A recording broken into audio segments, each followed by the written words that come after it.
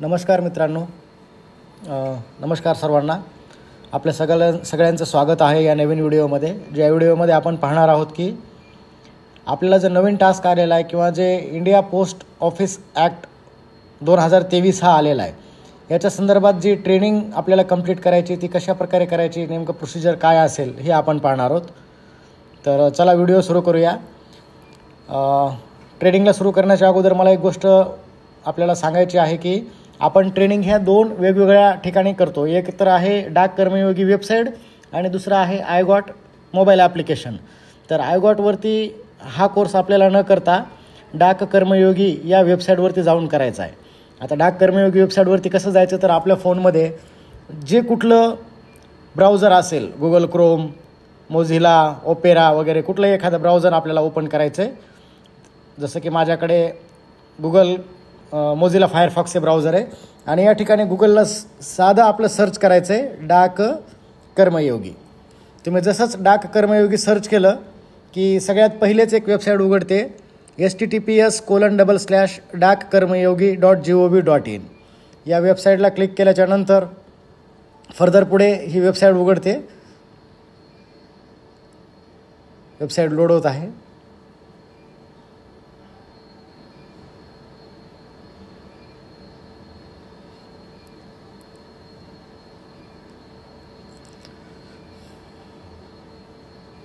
आपण पाहू शकता वेबसाईट कशा प्रकारे ओपन झालेली. तर ही अशी वेबसाईट आपल्यासमोर ओपन होईल मोबाईलमध्ये. आता आपल्याला लॉग इन करायचं आहे या वेबसाईटला. तर लॉग इन कसं करणार, यावरती जो इथे हॅमबर्गरचा सिम्बॉल आहे, हॅमबर्गरचा सिम्बॉल म्हणजे कोपऱ्यामध्ये तुम्हाला ज्या 3 आडव्या लाईन्स दिसत आहेत, इथून लॉग इनचं ऑप्शन आपल्याला येणार आहे. तर ह्या 3 लाईन्सवरती क्लिक करायचं आणि क्लिक केल्यानंतर बाजूने एक विंडो येईल. त्या विंडोमध्ये एक ऑप्शन आहे बघा, साइन इन. वरतून 1, 2, 3, 4, 5, 6व्या नंबरचं किंवा खालून 3ऱ्या नंबरचं लॉग इन नावाचं ऑप्शन, याला आपल्याला क्लिक करायचं आहे. लॉग इन केल्याच्या नंतर आपल्याला युजर आय डी पासवर्ड विचारेल. तर आपल्या सगळ्यांकडे स्वतःचे युजर आय डी पासवर्ड असतील. युजर आय डी म्हणजे आपला एम्प्लॉई आय डी असतो आणि पासवर्ड हे या अगोदर आपण ट्रेनिंगच्या वेळी सेट केलेले आहे, तर तो पासवर्ड टाकावा लागतो. जर तुम्हाला पासवर्ड माहिती नसतील तर पासवर्ड कसा रिसेट करायचा याचा एक वेगळा व्हिडिओ मी या अगोदरच बनवलेला आहे. जर कोणाला आवश्यकता असेल तर तो शेअर केला जाईल. आता या ठिकाणी युजर नेममध्ये मला युजर आय डी टाकावा लागेल माझा आणि खाली पासवर्डमध्ये पासवर्ड टाईप करावा लागेल.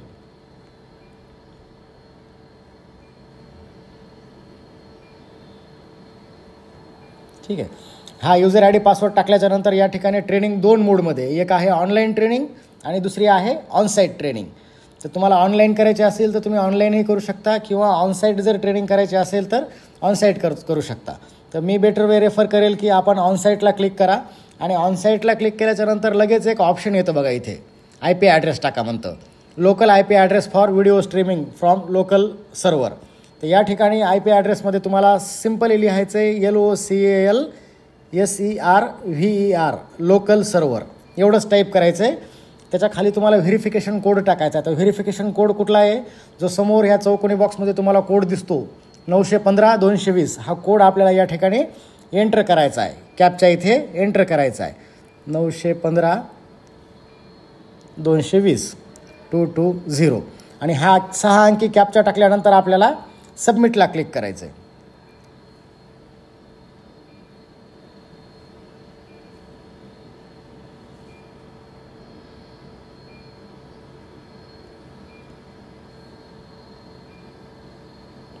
हां, इनव्हॅलिड कॅपचा म्हणून एखाद्या वेळेस एरर येईल, कारण की कॅपचा बदललेला असतो थोड्या वेळाने.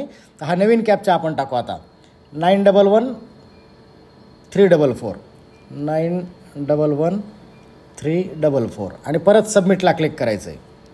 आता कॅपचा घेतलेला आहे आणि आपलं लॉग इन झालेलं आहे वेबसाईटवर.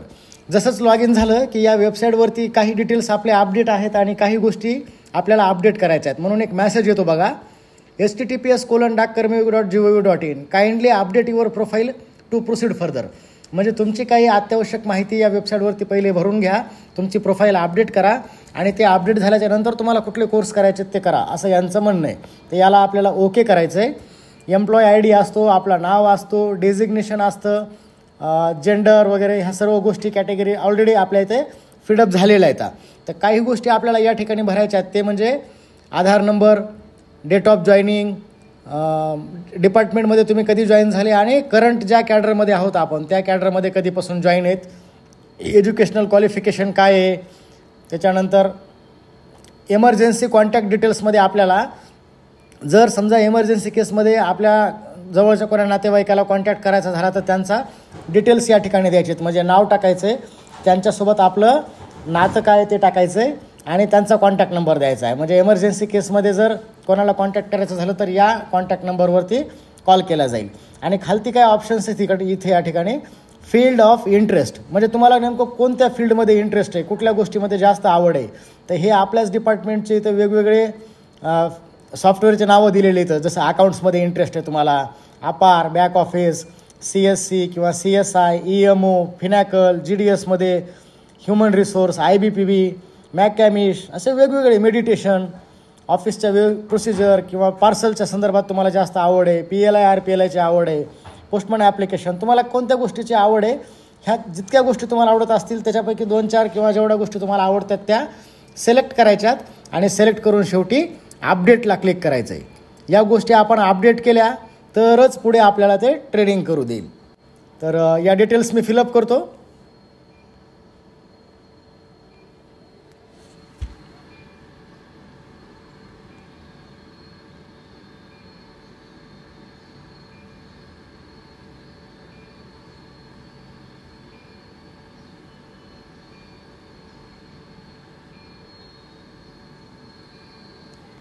डेट ऑफ जॉईनिंग कॅलेंडरमधून या ठिकाणाहून तुम्हाला सिलेक्ट करायची. जशी माझी डेट ऑफ जॉईनिंग आहे ते मी इथे या ठिकाणी एंटर करतो आहे.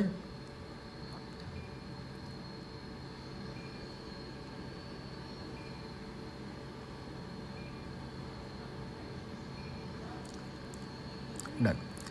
Date of birth, date of joining डिपार्टमेंटमध्ये मी सिलेक्ट केलेली आणि प्रेझेंट कॅडरमध्ये मी कधीपासून आहे तर ज्या डेटला मी जॉईन झालेलो आहे त्याच डेटपासून मी प्रेझेंट कॅडरमध्ये आहे. त्यामुळं परत ती डेट मी या ठिकाणी सिलेक्ट करतो. एज्युकेशनल क्वालिफिकेशनमध्ये HSC पर्यंत माझं झालेलं आहे एज्युकेशन. जे काय आपलं शिक्षण झालेलं आहे ते आपण सिलेक्ट करा या ठिकाणाहून. त्याच्यानंतर इमर्जन्सी कॉन्टॅक्टमध्ये कोणाला कॉन्टॅक्ट करायचं ते तुम्ही सिलेक्ट करा.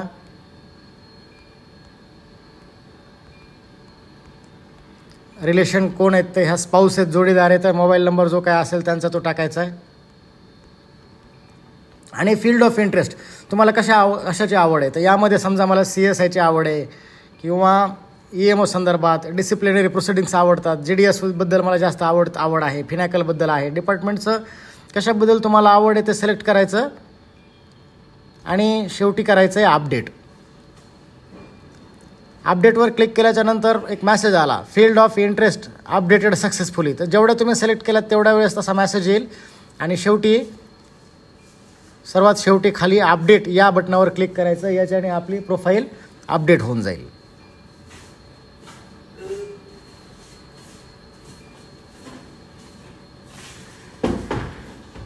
पूजा कॉम्प्युटर नाही त्याच्या पहिली पूजा म्हणतो पण त्याला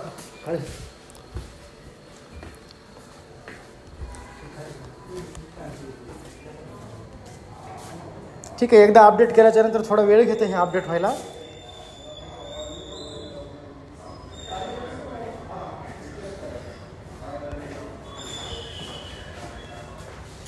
बरोबर.